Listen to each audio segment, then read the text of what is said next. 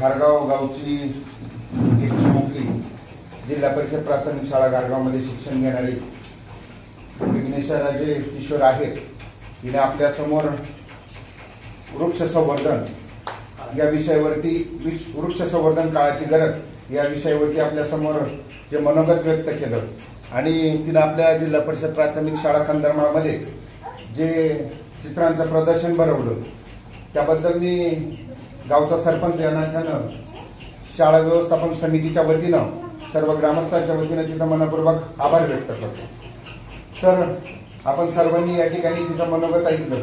प्रथमतः मी तिच्या पालकांना मनापासून धन्यवाद देतो, कारण अशी भावी पिढी निर्माण करायला शिक्षकांबरोबरच पालकांचं देखील अतिशय महत्वपूर्ण त्या ठिकाणी भूमिका असते.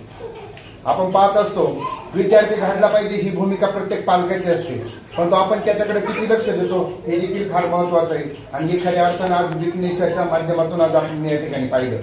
सर, आम्ही देखील शाळा शिकलो, शिक्षक होतो, परंतु चित्रकला आणि आमचं फार दूरचं नातं त्या ठिकाणी राहिलं. आम्हाला चित्र काढायचं म्हटलं सर, चित्रकलेचं तर फार कसरत त्या ठिकाणी घ्यावी लागायची. आणि अशा परिस्थितीमध्ये 7 महिन्यामध्ये 100 चित्र काढण्याचं काम खऱ्या अर्थानं या चिमुकलीनं केलंय. तिचं मनापासून मी आभार व्यक्त करतो, तिला धन्यवाद देतो, तिचं खऱ्या अर्थानं कौतुक करतो. आज या ठिकाणी तिनं आपलं मनोगत व्यक्त केलं. ते मनोगत अतिशय उल्लेखनीय अशा पद्धतीचं होतं. तिचे हावभाव पाहिले, तिचे जे सादरीकरण पाहिलं, नक्कीच आदर्श अशा पद्धतीचं होतं. भविष्य काळामध्ये एक आदर्श अशा पद्धतीची एक वक्ता आणि एक समाज प्रबोधनकार आणि एक उत्तम कलाकार, चित्रकार होईल ही अपेक्षा मी तिच्याकडून व्यक्त करतो. तिला भावी जीवनासाठी शाळेच्या वतीनं, गावच्या वतीनं शुभेच्छा देतो. थांबतो. त्याचप्रमाणे केलेलं या चिमुकलीचं विघ्नेशा राजे किशोर आहेर हिचं त्यांनी सुद्धा या ठिकाणी खूप कौतुक केलं. का कौतुक केलंय तुमच्या लक्षात येते? कोणाच्या का कौतुक केलं असेल बरं तिचं? तुम्ही सर्वांनी तुम्हाला मगाशी परिपाठाच्या वेळेस माहिती दिलेली आहे. संवर्धन काळाची गरज या विषयावर आपल्या समोर जी चिमुकली मुलगी उभी आहे, आता 4थीची विघ्नेशा राजे किशोर आहेर गारगावच्या मराठी शाळेची विद्यार्थिनी आहे. आणि तुम्हाला आजूबाजूला जे चित्र दिसत आहेत ते सर्व चित्र तिनं काढलेली आहेत. प्रथमतः सर्वांनी टाळ्या वाजून तिचं अभिनंदन करायचं आहे.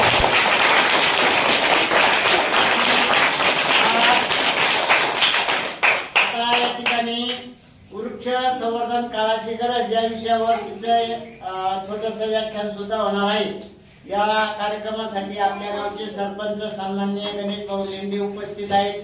त्याचप्रमाणे तिचे पालक सुद्धा उपस्थित आहेत.